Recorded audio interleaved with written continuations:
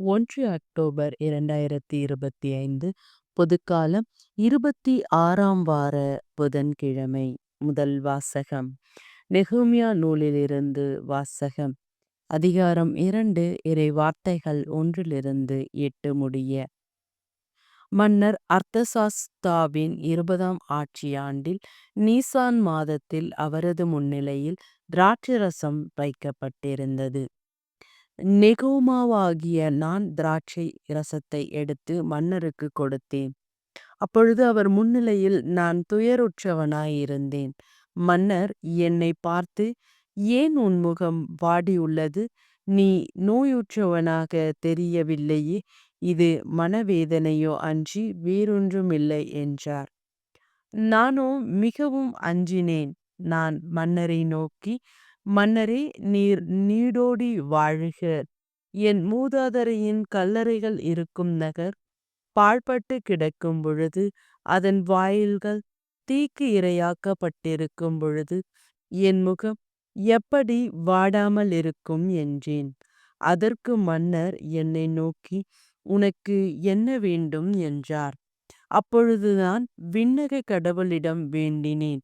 நான் மன்னரை பார்த்து, நீர் மனம் வைத்தால் உமது பார்வையில் தயை கிடைத்ததால் என் மூதாதையரின் கல்லறைகளை கொண்டுள்ள யூதாவின் நகரை கட்டி எழுப்ப என்னை அனுப்பும் என்று கூறினேன்.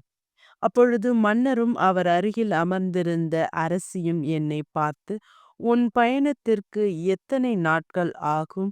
எப்பொழுது நீ திரும்பி வருவாய் என்று கேட்டனர். மன்னர் என்னை அனுப்ப விரும்பியதால் திரும்பி வரும் காலத்தை அவரிடம் குறிப்பிட்டேன்.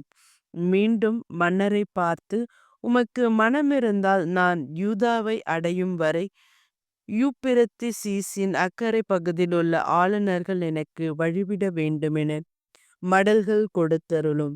கோவிலின் கொத்தள கதவுகளும் நகர் மதிலின் கதவுகளும் நான் தங்க இருக்கும் வீட்டின் கதவுகளுக்கும் குறுக்கு சட்டங்கள் அமைக்க தேவையான மரங்களை எனக்கு கொடுக்கும்படி மன்னரின் காடுகளுக்கு காவலரான ஆசாபுவுக்கு மடல் கொடுத்தருளும் என்றேன்.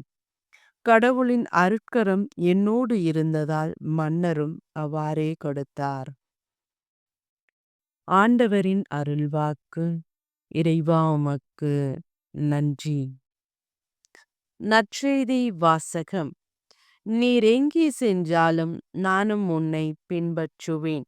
லூக்கா எழுதிய தூய நற்செய்தியிலிருந்து வாசகம்.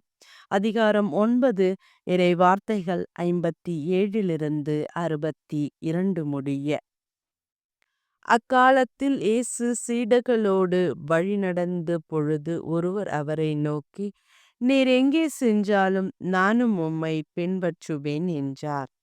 இயேசு அவரிடம், நரிகளுக்கு பதுங்கு குழிகளும் வானத்து பறவைகளுக்கு கூடுகளும் உண்டு, மானிட மகனுக்கோ தலை சாய்க்க கூட இடமில்லை என்றார். இயேசு மற்றவரை நோக்கி, என்னை பின்பற்றி வாரும் என்றார். அவர், முதலில் நான் போய் என் தந்தையை அடக்கம் செய்துவிட்டு வர அனுமதியும் என்றார்.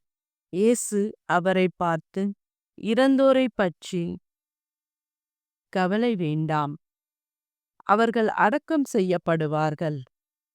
நீர் போய் இறையாட்சியை பற்றி அறிவியும் என்றார்.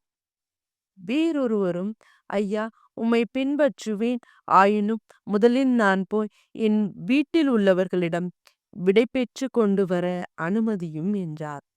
இயேசு அவரை நோக்கி, கலப்பையில் கை வைத்த பின் திரும்பி பார்ப்பவர் எவரும் இறையாட்சிக்கு உட்பட தகுதியுள்ளவர் அல்ல என்றார்.